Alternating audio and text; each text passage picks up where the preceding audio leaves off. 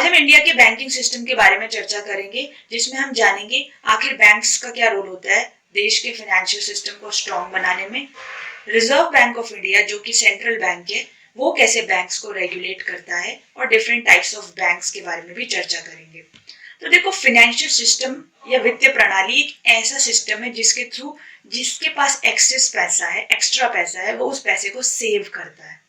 और बैंक्स क्या करते हैं, एज अ मीडिएटर का रोल प्ले करते हैं और उस पैसे को किसी नीडी पर्सन को उस पैसे को प्रोवाइड कर देते हैं एज अ लोन। तो ऑल्दो हमारे देश में और भी फाइनेंशियल इंस्टीट्यूशंस हैं, non banking development financial institutions, पर बैंक्स का सबसे इंपॉर्टेंट रोल है। अब क्योंकि मैंने जैसे आपको बताया कि एक मीडिएटर का काम कर रहे हैं सेवर और नीडी के बीच में, तो एक रेगुलेशन बेसिकली इनका बहुत इंपॉर्टेंट है, क्योंकि जो लोगों का पैसा है वो सेफ और सिक्योर रहना चाहिए। एक गारंटी मिलनी चाहिए लोगों को कि हाँ, जो हमने अपना पैसा कहीं लगाया है वो सेफ है। अब इसके लिए बेसिकली हमारे देश में दो एक्ट्स हैं, आरबीआई एक्ट 1934 और बैंकिंग रेगुलेशन एक्ट 1949, जो कि बैंक्स को रेगुलेट करने की बात करता है। और आरबीआई एक्ट की अगर हम बात करें तो उसमें बेसिकली आरबीआई की जो फंक्शंस हैं, उसकी पावर्स हैं, उसके मैनेजमेंट, इन चीजों के बारे में चर्चा की गई है। आरबीआई एक्ट 1934, जब देखो आरबीआई 1935 में एस्टैब्लिश हुआ था और 1934 में बेसिकली इसका जो एक्ट है वो पास हुआ था। तो इसमें बेसिकली बात की गई है कि जो आरबीआई वो बेसिकली एक सेंट्रल बैंक का काम करेगा, जितने भी बैंक्स हैं देश के उनको क्या करेगा, रेगुलेट करेगा, टाइम टू टाइम उनकी फंक्शनिंग को चेक करेगा। साथ ही साथ में आरबीआई को कैसे मैनेज किया जाएगा, मतलब उसके डे टू डे फंक्शंस कैसे होंगे, उसमें जो गवर्नर्स की बात की गई है, उनकी गवर्नर की पावर की, डायरेक्टर्स की बात की गई है। Okay, it contains provisions on capital of the bank, जैसे कि आरबीआई एक्ट 1934 में लिखा गया है कि 5 करोड़ क्या होना चाहिए, उसका कैपिटल होना चाहिए।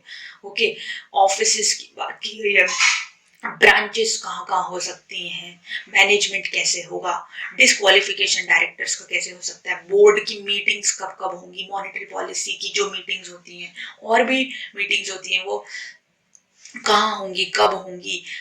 और सबसे इंपॉर्टेंट जो फंक्शन है आरबीआई का वो है करेंसी इशू करना। तो आरबीआई एक्ट 1934 में लिखा गया है कि 5,000 तक के नोट्स जो है प्रिंट कर सकता है। ओके, मैक्सिमम जो उसमें लिमिट दी गई है 5,000 दी गई है नोट्स के लिए। ओके, वो गवर्नमेंट के बिजनेस को भी ट्रांजैक्ट करता है, गवर्नमेंट के खाते उसमें होते हैं, रीइशू करता है नोट्स को, दोबारा इशू करना है नोट्स को, पुराने फटे नोट्स को भी चेंज करता है, फॉरेन एक्सचेंज रिजर्व्स को भी मेंटेन करता है। तो आरबीआई क्या है, हमारे देश का सेंट्रल बैंक है, और जो इसकी पावर्स हैं, जो इसके फंक्शंस हैं, वो कहाँ लिखे गए हैं, आरबीआई एक्ट 1934 में लिखे गए हैं। और साथ में ये भी लिखा गया है कि जितने भी कमर्शियल बैंक्स, कोऑपरेटिव बैंक्स हमारे देश के, उनको क्या करेगा, ये रेगुलेट करेगा। राइट, तो होप आपको आरबीआई एक्ट समझ आया होगा। अब बैंकिंग रेगुलेशन एक्ट क्या है, बेसिकली बैंक्स को रेगुलेट करने के लिए ये एक्ट 1949 में बनाया गया था, क्योंकि इससे पहले कोई ऐसा कानून नहीं था कि हमारे बैंक्स जो हैं कैसे फंक्शन करेंगे। बैंक्स बेसिकली उनके ऊपर कोई रेगुलेशन नहीं था, रूल्स वगैरह नहीं थे। तो इसीलिए आरबीआई बैंकिंग रेगुलेशन एक्ट को बनाया गया, जिसमें आरबीआई को पावर दी गई कि बैंक्स को उसे क्या करना है, रेगुलरली मॉनिटर करना है, चेक करना है कि वो ढंग से फंक्शन कर रहा है, लोगों के पैसा को ढंग से हैंडल कर रहा है कि नहीं कर रहा है। तो उसके लिए वो बहुत सारी चीजें बैंक से मांग सकता है टाइम टू टाइम, और उसका चाहे तो वो बैंक्स का जो लाइसेंस है वो भी रद्द कर सकता है। तो इसमें जो डेफिनेशन लिखी गई है, फीचर्स लिखे गए हैं, फंक्शंस लिखे गए हैं एक बैंक के। तो it was formed to regulate the various types of banks in India. Okay, अब शेड्यूल्ड वर्सेस अनशेड्यूल्ड बैंक्स।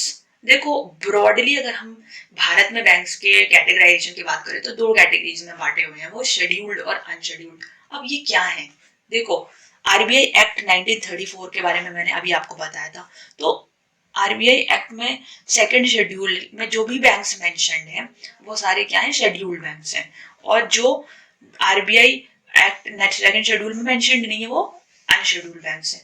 अब देखो इन दोनों में डिफरेंस क्या है। कैश रिजर्व रेशियो क्या होता है, एक ऐसा अमाउंट जो कि बैंक को अपने जो टाइम और डिमांड डिपॉजिट्स का और टाइम डिपॉजिट्स का, टर्म डिपॉजिट्स का, जितना उसको कुछ पैसा जो है किसके पास रखना होता है, आरबीआई के पास रखना होता है। तो कमर्शियल बैंक्स के, कोऑपरेटिव बैंक्स के पास जितने भी डिपॉजिट्स हैं, लोगों का पैसा जो जमा हुआ है उसका कुछ परसेंट उसे आरबीआई के पास रखना होता है, जो time to time RBI notify करता रहता है। अब अनशेड्यूल्ड बैंक्स के केस में ऐसा नहीं है, उसे सीआरआर जो है आरबीआई के पास नहीं रखना होता है, उसे सीआर क्या खुद के पास रखना होता है, खुद के पास वो मेंटेन कर सकता है, तो उसकी मर्जी है वो उसको कितना मेंटेन करना चाहता है। सेफ्टी एंड सिक्योरिटी की बात करें तो देखो डिपॉजिट इंश्योरेंस कॉर्पोरेशन है, एक इंश्योरेंस कंपनी है जो कि डिपॉजिटर्स के पैसे को इंश्योर करता है। तो शेड्यूल्ड बैंक्स के केस में 5 लाख तक का अमाउंट जो है इंश्योर्ड रहता है डिपॉजिटर्स का, लेकिन अनशेड्यूल्ड के केस में कोई भी ऐसी सिक्योरिटी नहीं है, मतलब आपका पैसा जो है सेफ नहीं है अनशेड्यूल्ड बैंक्स में। तो इसीलिए आप शेड्यूल्ड बैंक्स में आपको प्रेफर करना चाहिए अपने पैसे को रखने के लिए। रिटर्न्स की अगर हम बात करें तो ये हायर रिटर्न देता है, क्योंकि इसमें जो सीआरआर है या अदर रेशियो जो हायर मेंटेन्ड होते हैं। ओके, तो उसका रेगुलर नॉर्म है कि जो रिटर्न्स क्या होता है, जैसे आपने कोई भी डिपॉजिट किया उस पर आपको एफडी की, आरडी की, उस पर आपको इंटरेस्ट मिलता है, लेकिन इसमें आपका लोअर रिटर्न होता है, गारंटी भी नहीं है कि रिटर्न वापस होगा कि नहीं होगा। और मेंबरशिप ऑफ क्लियरिंग हाउस, देखो क्लियरिंग हाउस क्या होता है कि जैसे हमारे चेक्स वगैरह होते हैं, डीडी होता है, इनको क्लियर करना होता है, तो इसके लिए क्लियरिंग हाउस के क्या मेंबर बनना होता है, और तभी वो आपके चेक्स वगैरह को क्लियर करता है। तो लेकिन जो शेड्यूल्ड बैंक्स हैं वो तो क्लियरिंग हाउस के मेंबर्स बन जाते हैं, लेकिन जो हमारे अनशेड्यूल्ड बैंक्स हैं वो नहीं बन सकते हैं आपके क्लियरिंग हाउस के मेंबर्स। तो आरबीआई एक्ट 1934 में लिखा गया है कि जिसका भी 5 लाख का ऑथराइज्ड कैपिटल है वो शेड्यूल्ड बैंक होगा, और जिसका नहीं है वो अनशेड्यूल्ड बैंक होगा। और क्या क्या डिफरेंसेस है मैंने आपको ये डिटेल में बताया, चाहे वो सीआरआर के टर्म में हो या सेफ्टी, सिक्योरिटी, रिटर्न्स और मेंबरशिप। तो बोलने की बात यही है कि एक पब्लिक को अपना पैसा शेड्यूल्ड बैंक्स में जाना चाहिए। अब शेड्यूल्ड बैंक्स बहुत प्रकार के होते हैं, जैसे शेड्यूल्ड बैंक्स के प्रकार की अगर हम बात करें तो शेड्यूल्ड कमर्शियल बैंक्स हो गए आपके, ठीक है, scheduled commercial banks, scheduled cooperative banks हो गए। अब ये जो एससीबीज हैं ये है क्या, बेसिकली ये डिपॉजिट पब्लिक से एक्सेप्ट करते हैं और लोगों को पैसा लोन के तौर पे देते हैं, ये इनका मेन फंक्शन है। अब इसमें कौन कौन से आ जाते हैं, इसमें जैसे आपके प्राइवेट पब्लिक सेक्टर बैंक्स आ जाते हैं, जैसे एसबीआई हो गया, कैनरा बैंक हो गया, बैंक ऑफ बड़ौदा, ये सब क्या है आपके पंजाब नेशनल बैंक, ये आपके सरकारी बैंक्स हैं। ओके, तो ये शेड्यूल्ड कमर्शियल बैंक्स हैं, क्योंकि ये जो आरबीआई का जो सेकंड शेड्यूल है उसमें लिस्टेड है जितने भी सरकारी शेड्यूल्ड बैंक्स हैं। अब प्राइवेट शेड्यूल्ड बैंक्स क्या है, बेसिकली जो कि ऑब्वियसली सेकंड शेड्यूल में आरबीआई एक्ट 1934 के लिस्टेड है, और इसमें जैसे एचडीएफसी बैंक हो गया, आईसीआईसीआई बैंक, ओके, आपका आईडीएफसी बैंक, ये सब आ गए। स्मॉल फाइनेंस बैंक की अगर हम बात करें तो इसमें बेसिकली आपके जो स्मॉल अमाउंट में फाइनेंस आपका एक्सेप्ट कर सकते हैं, बहुत ही कम अमाउंट में जो पैसा जो है लोगों का एक्सेप्ट करते हैं और कम अमाउंट में लोन भी देते हैं। और RRB basically regional rural banks होते हैं जो कि रूरल एरियाज में होते हैं हमारे, ठीक है, रूरल एरियाज मतलब ग्रामीण क्षेत्रों में होते हैं। तो आज की डेट में हमारे देश में 41 आरआरबीज हैं, ठीक है, 12 पब्लिक सेक्टर बैंक्स हैं, 21 प्राइवेट सेक्टर बैंक्स हैं।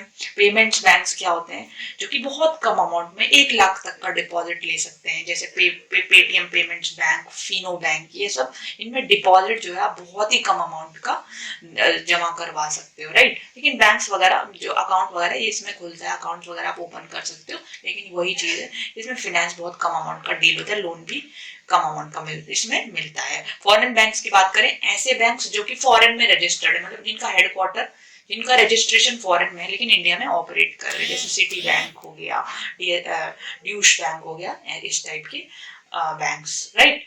अब ये तो थी शेड्यूल्ड बैंक्स की बात। अब अगर हम अनशेड्यूल्ड बैंक्स की बात करें तो उसमें भी कमर्शियल बैंक्स और कोऑपरेटिव्स दोनों आ जाते हैं।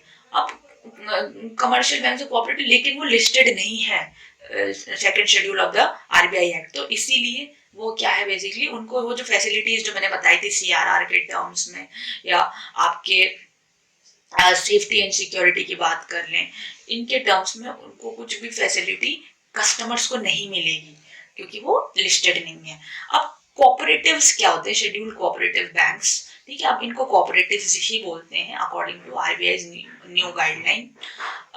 तो ये होते क्या है, ये बेसिकली ये भी बैंक्स होते हैं लेकिन ये इनके जो कस्टमर्स होते हैं ना वो वही लोग होते हैं जिन्होंने इस बैंक को जिन्होंने इस बैंक में पैसा लगाया, कैपिटल लगाया। तो ये एक दूसरे के कोऑपरेशन के लिए काम करते हैं। ऐसे कुछ लोग जो सिमिलर कम्युनिटी के हैं, सिमिलर रीजन के हैं, वो क्या करते हैं, अपना एक बैंक लेट से क्रिएट करते हैं और उनके जो कस्टमर्स होते हैं जो उनका लोन ले सकते हैं, जिसमें डिपॉजिट कर सकते हैं, वो वही लोग होते हैं जिन्होंने उस बैंक में कैपिटल लगाया, पैसा लगाया है।